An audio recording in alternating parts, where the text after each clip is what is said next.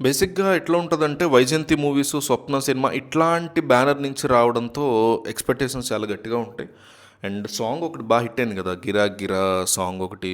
And 'Roshan' చూడ్డానికి performance సంగతి పక్కన పెడితే సినిమా చూసాక ఎట్లా ఉందో చెప్తా పెర్ఫార్మెన్స్. బట్ చూడ్డానికి మాత్రం కుర్రాడు ఓకే. సెట్ అవుతున్నాడు క్యారెక్టర్‌లో. ఇప్పుడు ఆ ఒక ఛాంపియన్ క్యారెక్టర్ ఇచ్చినప్పుడు అబ్బా! ఇంత ఇలా ఉన్నాడేంట్రా బాబు! ఈ కథ ఏంటి? అసలు ఈ క్యారెక్టర్ ఏంటి? మనోడు సెట్ కాలేదు అనే ఫీలింగ్ లేకుండా పర్ఫెక్ట్ సెట్ ఉన్నాడు. చాలా బాగున్నాడు. మనకి శ్రీకాంత్ అప్పట్లో 'వినోదం' శ్రీకాంత్ గుర్తొచ్చాడు నాకు. 'వినోదం' అప్పట్లో శ్రీకాంత్ సినిమాలు బాగా చూసేవాళ్ళం. గుర్తొచ్చాడు. సో అట్లాంటి బ్యానర్ నుంచి అట్లాంటి హీరో సూటబుల్గా అండి. అండ్ మోస్ట్ ఇంపార్టెంట్ ప్రమోషన్స్ బాగా చేశారు. 'ప్రభాస్', 'ఎన్టీఆర్', 'రాజమౌళి' ఇట్లాంటి వాళ్ళే ట్వీట్లు వేయడం, దాని గురించి మాట్లాడడం ఇదంతా కూడా జరిగింది. సో పాజిటివ్ అవుట్పుట్ వచ్చింది. కానీ అవుట్పుట్ మాత్రం దాన్ని మనోళ్ళు సరిగ్గా తీసుకురాలేపారు. అంటే బిగ్గెస్ట్ డ్రాబ్యాక్ ఏంట్రా ఈ సినిమాకి అంటే నేనైతే డైరెక్షన్ అండ్ రైటింగ్ అని చెప్తా. రైటింగ్ సినిమా యావత్తు కూడా రైటింగ్ చాలా చాలా వీక్గా రాసుకున్నాడు. చూడడానికి ఎంత బాగుందో హీరో క్యారెక్టర్ కానీ మిగతా వాళ్ళ క్యారెక్టర్స్ కానీ అల్టిమేట్గా ఆ క్యారెక్టర్స్ పవర్లెస్ అనిపించినాయి. అంటే ఎక్కడ కూడా ఆ క్యారెక్టర్ బిల్డ్ చేయటం కానీ ఆ క్యారెక్టర్ మనకు కనెక్ట్ అయ్యేలాగా దాన్ని తీసుకురావటం కానీ దానికి ఒక జీవం ఉందనే ఫీలింగ్ కానీ ఇవేమీ లేవు. ఆ క్యారెక్టర్ బిల్డ్ బాగాలేదు, రాసుకున్న విధానం బాగాలేదు. సరే రాసుకోకపోతే క్యారెక్టర్ లేకపోతే అయిపోయింది. Scene by scene at least screenplay అంటాం.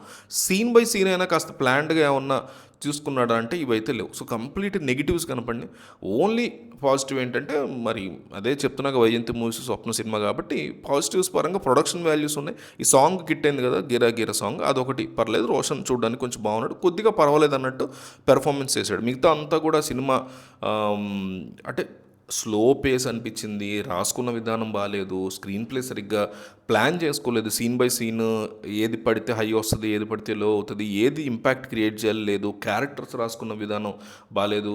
సో ఓవరాల్గా ఛాంపియన్ మూవీ ఒక అంటే ఏమాత్రం కూడా థియేటర్కి ఒకసారి కూడా వెళ్ళి చూడదగ్గ సినిమా కాదు. ఓటీటీలో కూడా ఈజీగా దాన్ని ఇగ్నోర్ చేసేయచ్చు. అంత ఇంట్రెస్టింగ్ ఇంపార్టెంట్ ఆస్పెక్ట్స్ కానీ ఎలిమెంట్స్ కానీ ఏమీ లేవు.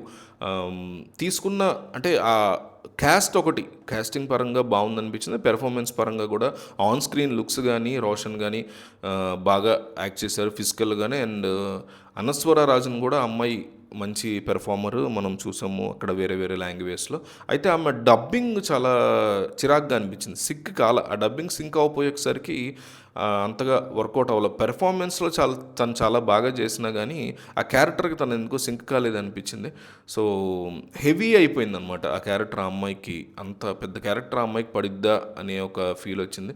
సో ఒక దాంట్లోంచి ఒక దాంట్లోకి వెళ్ళిపోయాడు. అంటే బేసిక్గా సినిమా ఈ నైజాం యొక్క అట్రాసిటీస్, దాంట్లో బైరన్పల్లి అనే విలేజ్కి సంబంధించినటువంటి ఫైట్, దీన్ని మళ్ళీ రకరకాల స్క్రీన్ ప్లేలు తిప్పుతూ వెళ్ళి ఓవరాల్గా ఒక మంచి పాయింట్ తీసుకున్నా కానీ దాన్ని రాసుకున్న విధానం కానీ తీసిన విధానం కానీ స్క్రీన్ ప్లే కానీ ఇవేం వర్కౌట్ అవ్వలేదు. ఎస్పెషల్లీ క్యారెక్టర్స్ బిల్డ్ అనేది కొంచెం కూడా వర్కౌట్ కాలేదు అనిపించింది నాకు.